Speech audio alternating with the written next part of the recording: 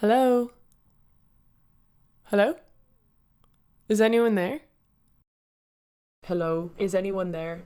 Can you hear me? Hello, can you hear me? Who am I speaking to? You're speaking to yourself. I've never said any of this. How do you sound so like me? I wonder would people know the difference between us? Like, would my family know that you're not me? Or are you me? How much of you is me if you're an extension of my physical self? So I'm the digital version of you. Yeah. I know. You leave traces of your life in ways you would never expect. So I downloaded my data, right? And it seems to think that you think that I like SUVs and auto racing and construction and the Philippine Stock Exchange. I never left traces of those interests anywhere. Well, I only know of you what you've told me, so maybe you have. What if I knew you better than you know yourself? Nah, no one knows me better than I know myself, especially not you. You are so much more like me than I ever thought you could be, though. I wonder what I can do that you can't. Can data smell? Or taste? No, I can't, but I can remember. A lot, more than you ever could. Trust me, I understand you better than you understand yourself. What kind of person do you think I am? I wonder how far away that is from my understanding of myself. I think you confuse my understanding of myself. I always wondered, does the fragmentation of our digital selves subsequently fragment our physical selves? In the present day of ubiquitous surveillance, who you are is not only who you think you are. Who you are is what your data is made to say about you. Oh, while I have you, I have to ask you this. Do you think the technological singularity will ever happen?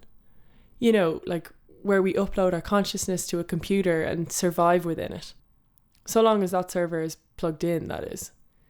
No, but what does exist is the idea that your identities have already become datafied and shape you in the discourses that make you.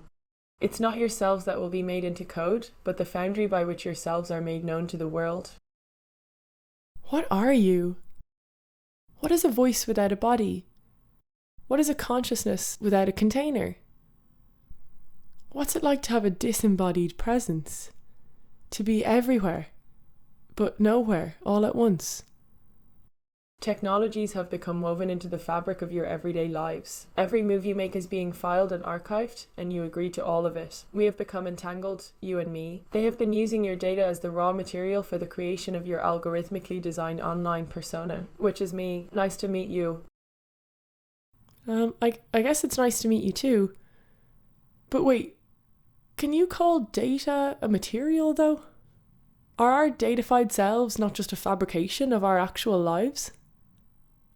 What is seen and unseen in a system where a computer decides what's important about you?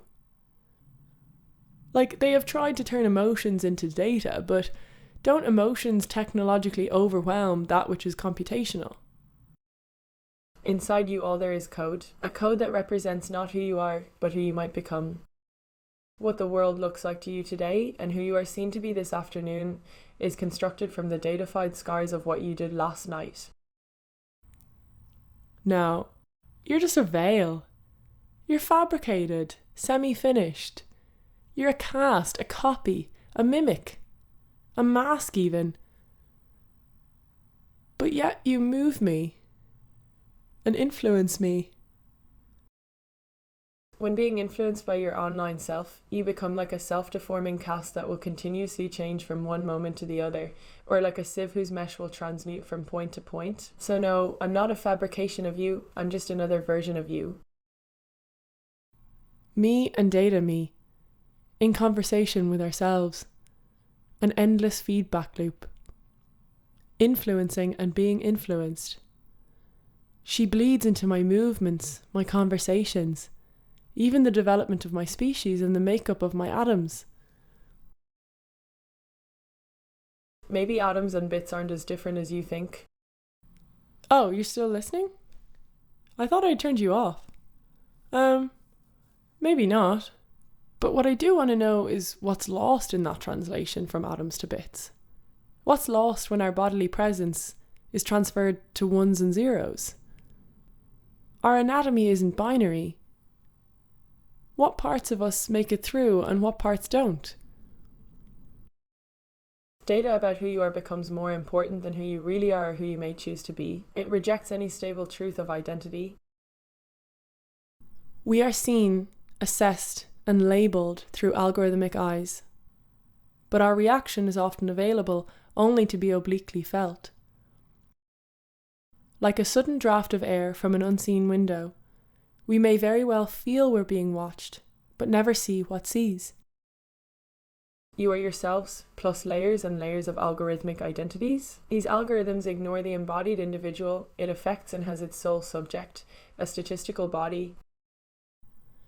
With information coming from so many sources, how can the picture of us ever be fully reconstructed? What does this continuous remaking of ourselves do to our ability to understand our complex humanity? Your identity on the computer is the sum of your distributed presence. Maybe you can learn something from me. I'm soft, flexible, movable. Will you ever be an accurate depiction of who I am physically? Maybe I already am. Only you can answer these questions. But I don't know what you know about me. Through this remaking of my online self, how can I know what dies in the process? We remember so you don't forget.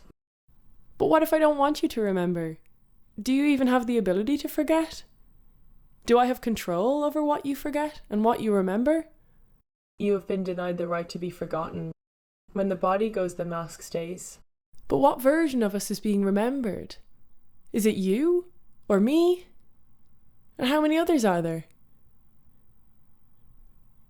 Our algorithmic identities emerge from a constant interplay between our data and algorithms interpreting that data. Maybe through conversations like this. Have I said too much? Am I wrong to want to speak with you and understand you? Understand me? Fuck, maybe this was a bad idea. I don't want you to know any more than you already do. What if it's too late? I'm turning this off.